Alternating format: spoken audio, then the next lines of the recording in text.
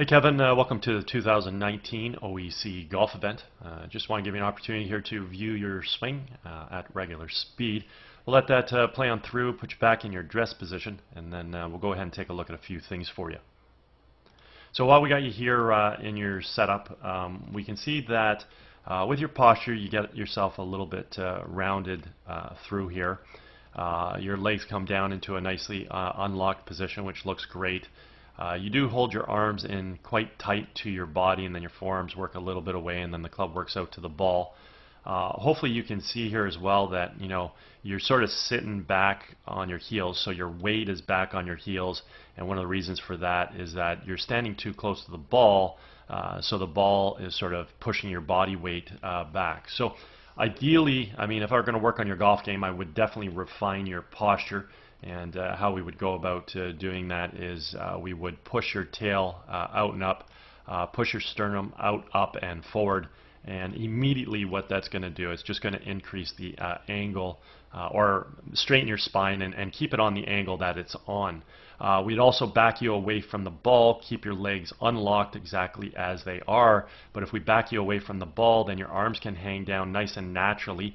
They won't be so close to your body. Then the club can work out to the ball, but you're going to be further away from your golf ball, and that's going to distribute your weight into the golf shot. Right now, so you would feel like your weight's on your toes, but it would be more on the balls of your feet. You'd be a lot more athletic ready. Every sport we play, we're on the balls of our feet. We're never sitting back on our heels, and we're not jammed. We have to have some freedom to move through impact here, okay?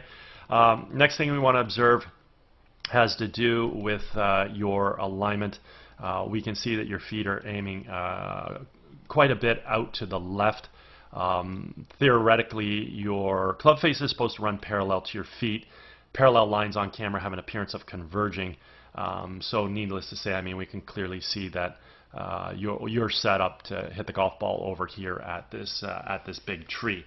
Now, you may be accustomed to starting the ball maybe somewhere out in that direction, but then you're probably accustomed to leaving the club face open and then hitting some kind of sort of a fade and or slicing action, and that's perhaps why you're aiming out to the left to sort of play that fade and or slice, and we'll see this in just a few minutes here. So let's do a little split screen comparison here between you and Jordan Spieth. Now we got some color-coded lines on the screen to use as a visual reference as it pertains to swing plane. But before we do, just pay attention to the posture. So his tail's out, his sternum's out and up, his chest and his head are much more out over his toes, his spine is taller and straighter. We can see that he's angled in towards the ball. He's not jammed. His hands are further away from his thighs. You can see he's definitely not sitting back on his heels. So hopefully that paints a good picture based on what I was talking about. At this point in time, the next thing we can see is that he's much more square with his feet. Look at where his feet are aligned.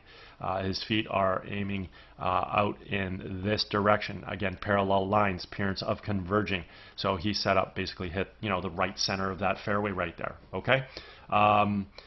And then at that point in time, as long as we bring the club down on plane and square the face up, those are the three things that we need to hit a ball straight. We have to aim well, bring the club down on plane, and square the face. So in Jordan's case, he brings the golf club back by rotating his shoulders, drawing his hands and arms back as well as his golf club, and we're going to see the club coming back on a beautiful swing plane directly along this red line. At this point in time, we're going to establish some good wrist hinge into play, transitioning the club head from below to above the hands, all the while still on the red line. From here, we're now going to work the club from red up to either yellow or blue. In Jordan's case, he sets his left arm of the club on the blue line. Anywhere within that blue-yellow V zone would be fine. We have full shoulder rotation, and we do this about a very stable right leg. Now, we can see with you when you draw the golf club back that the golf club is probably, because you're set up open, it's going to move outside of your swing plane. And that's exactly what we see here. We see your hands and your arms and your golf club moving outside of the swing plane. You're turning your shoulders really well. You're incorporating some good wrist hinge. I mean, everything about your backswing looks really, really great.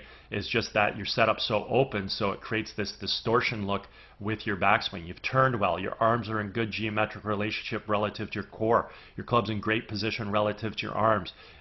You're very stable on your right leg. Now, you did lock your right leg up. That's something we would want to change during your backswing. And we can see again here that you're sitting back on your right heel. As we create our transition back into the ball, simply want to move our weight from our right foot to our left, fire the knees and the hips to the target, unwind the core and fire the hands, and in doing so we have to bring the club from that blue-yellow V zone back down onto red, which is where the club originated. And that's exactly what we can see here with Jordan Spieth. The golf club has returned back to being on plane. The other thing we want to observe at this stage of the golf swing is the relationship between the lead form and the golf club. I refer to this as a backwards check mark. It simply means that the club head right now is remaining above and behind his hands. Therefore, he's retaining angle. Therefore, he's going to create a lot of power in his golf swing, let alone the ability to hit the ball straight due to the fact that the club again has returned back to plane, as we already pointed out, which is a main criteria that needs to happen in order to achieve this. As we watch your downswing, what we can see here is we can see that you're going to come into the ball from over the top here. The club's coming in steep, and basically if we were to track the club head coming in, we can see that this golf club is not returning back to plane. So as it continues to come into the golf shot, it's coming into steep, and therefore it's going to be attacking the ball from outside to inside. If we go ahead and just sort of connect those dots, this will give you a good visual as to what that descending plane was. So there's how your club's coming into the ball. Again, notice with Jordan Spieth, the golf club returned back to being on plane way back over here. That's where your club should have been at that stage. And as he continues to track into the ball, that club just simply comes into the ball directly from this red line. As I already stipulated, this is a main criteria in order to hit the ball straight in accordance to our alignment. So he's aiming well, club's coming down on plane. The only thing that needs to happen at this point is the club face has to square up. If it does, he's going to hit a beautiful straight golf shot at the point of where he's aiming. So now we can go ahead and take a look at the pass of the golf club. We can see Jordan's club is inside the ball. It expands out to make contact. It then moves through in a nice natural subtle arc. Your club is too much behind the ball or slightly outside. Watch where it goes on this next frame, straight across. Okay, so see the path at which that club is working on? If we square the club face up to this swing path, the ball's going to go in that direction. Well, that's the exact same direction as where you're aimed. So you now have to leave your club face open to hopefully block the ball out towards the intended target. In order to do that with the face open, you have to impart left to right spin. The ball's then going to have some kind of curvature from left to right, and that's what you're relying on. Also, when you leave the face open from an out to in path, it's going to be a glancing blow. You're going to lose a lot of distance. Okay, as we carry the golf shot through, we can see both you have your right heel off the ground at impact. All we want to do now is make sure that right heel keeps coming up off the ground. We get up on the toe of the right foot. We finish with our weight on our left side, getting the hips to square around, shoulders to fully rotate, and finish with the hands nice and high. We can see with you on the way through, excellent athletic motion through the golf swing. Great footwork. You're getting yourself through to a finish. In this particular swing, you're using a fairway wood, so the club hit down maybe a little too much. You caught the ball off the roof of the club, so you're sort of skying it up in the air. We can see that your club face definitely remained open because the ball is moving out here. It's really not going to move too much left to right. It probably still is, but you hit the roof of the club, so it's not really going to travel that far. So we're not going to be able to see a lot of movement. Overall, I mean, you've got some really great athletic qualities with your golf swing. I really like how your hands work. I mean, you draw your hands back, you fire them through.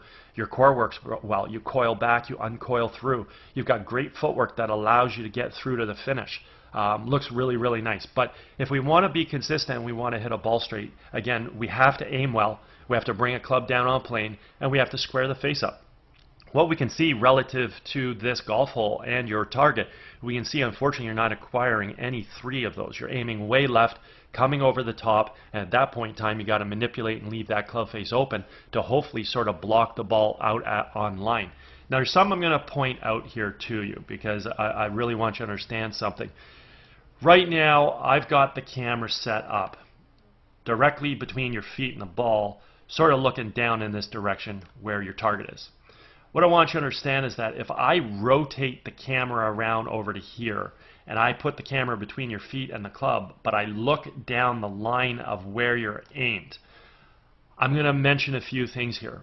What I want you to know is if I had the camera angle set up as such, relative to those red lines, you would not be really that far off a perfect geometric swing.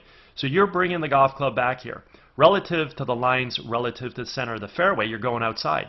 But relative to where you're aimed, you're actually bringing the golf club back beautifully. You would be camouflaged on that red line if I position the camera where I said I was going to put it.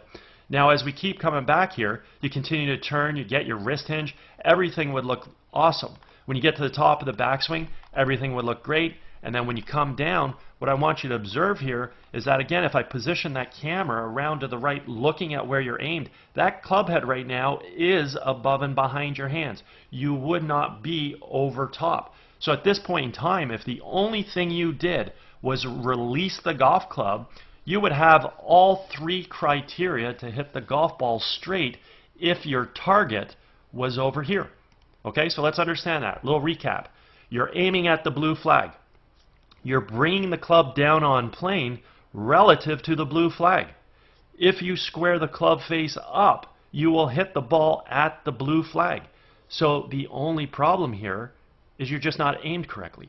So if we went back to your address position and we just fix your alignment right now so that you're set up to hit the golf ball here, all you need to do is swing the golf club exactly how you are, but release the club face so the club face squares up and everything would be perfect. So if at any point in time you want to work on any of these aspects, again, you've got some great athleticism. Again, you do have to stand a little further away from the ball with your posture there, very important. But you know what? You've got a great looking golf swing. It's unfortunate your alignment's off. That's hindering your ability to release the club. So if you could fix your alignment, you're free to release the club. You're already swinging the club on plane relative to where you're aimed, but if we have to change your aim, and at that point in time, you're going to become a really great ball striker. So again, I'm over at Glen Abbey in Oakville. If you want to structure a program, certainly feel free to contact me. My contact information is on the screen here. If you're involved with any golf tournaments at all, you guys are looking for a unique gift to provide your guests, also feel free to touch base. Be happy to discuss those swing analysis services with you. Okay? Anyways, I hope you had a great day. I hope you enjoyed getting an opportunity to see your swing on video, and I hope you enjoy the rest of the fall here. Take care.